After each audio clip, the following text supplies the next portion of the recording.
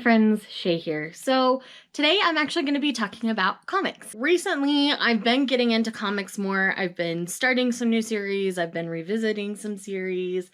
So today, what we're going to talk about is I recently read a few volume 2s of series.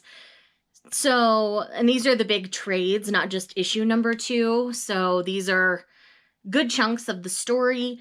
And so I want to go ahead and talk about those. I've got 4 to chat about today, so let's dive in. So the first one we're going to chat about is Scales and Scoundrels Volume 2. Volume 2 is titled Treasure Hearts. In this series, we're following this young woman who is not as she seems.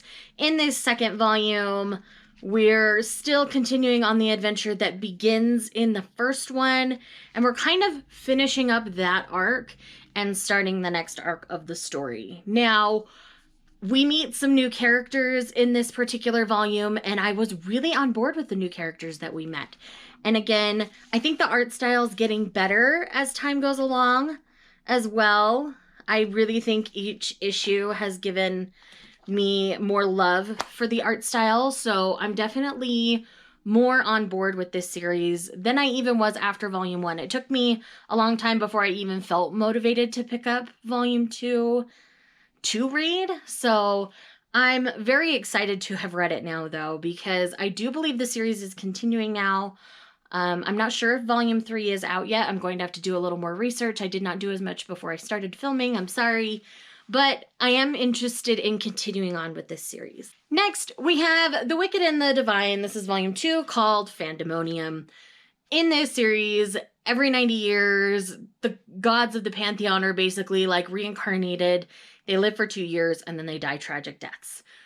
Like, they live as gods for 2 years and then they die. So it's like this whole weird, like, murder mystery, get to know the gods of the pantheon kind of situation. And this second volume, for me, was a little harder to follow than the first volume. One of my favorite characters isn't as present in this volume, so I do think that is part of it, if I'm honest. The primary person we follow, like, things are very interesting for this person in this volume. I'm trying to be, like, super vague and not spoil things. But what it comes down to is this series is a trip. So, honestly, the art style's great. I really love the art. I feel like it stands out really well, but I know that throughout the course of the series, artists and writers change. So, I'm really interested in seeing how it's going to continue from here. But the thing that's going on is I'm still kind of on the fence about this series. I wanted to give it one more volume, kind of like I do with my manga where I do the try 3. I want to give it at least a 3rd volume before I decide for sure if I'm really invested or not. Also, partially because I felt like this volume was more confusing. Volume 1, I could follow the story pretty easily, even though I didn't have all the pieces of the story. This one, it put me more confused.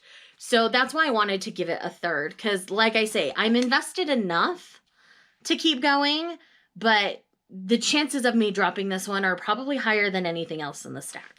Next on the list, we have Isola. I've never been 100% sure on the pronunciation of that, chapter 2.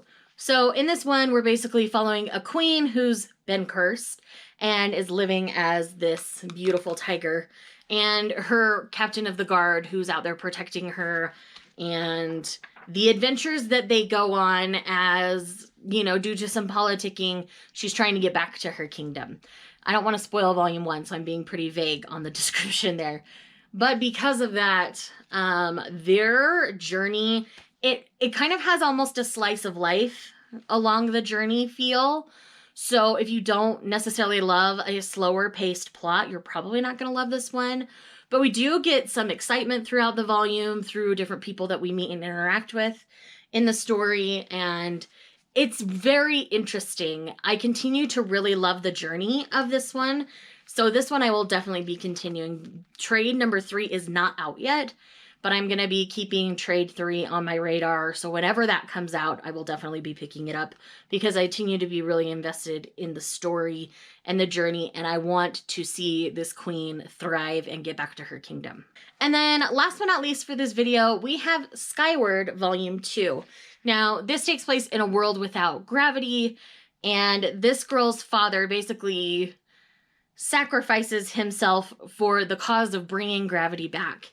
And the way that this volume goes, like, we have allegiances, like, this is a heavy politic volume, and I really enjoyed the shift in the story. I could see how some people wouldn't enjoy that shift, but I was definitely here for it. It was a story in which we met people who thought they were representing our main character's cause, but in reality, they were out there doing their own thing. They were extremists. I would call them terrorists at this point, even though she was initially called a terrorist because of her mission to bring gravity back, but that's not true. The person in charge of all of it is this big man who makes all the money on all the tech for the anti-grav stuff. So he's trying to run the show. Her dad didn't want that to happen. He sacrificed himself for the cause of bringing gravity back, and he gave her his notes. And from here, like, she is on a mission to get to this particular city and to bring gravity back. And like I say, we meet some new characters in this, and I do think they are going to play a bigger part as the series continues. And I was just really invested in this particular one. Out of all of them, I think I am most invested in this one and Isola. So if you're only going to pick up like one or two from my recommendations, those are my top two that I'm currently trying to pick up right now. So though Isola, you can only get the 2 trades right now. I know that trade number 2 only came out like summer last year, so I have a feeling it might be later this year we might get trade 3. I'm not 100% sure. I don't know what the Rona did to that. This one I know trade 3 is out. The Wicked and the Divine, I think the Wicked and the Divine is finished and there's like 10 trades. I don't remember.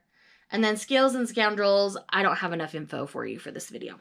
But either way, if you're only going to pick up 2, I would recommend this one or Isola. Like, those are the 2 I'm most invested in, which is really funny because I remember hearing a lot of buzz about this one, like, initially before it was coming out, but then I didn't hear anybody talk about it. So if you've read this, like, and you didn't enjoy it for some reason, tell me down below.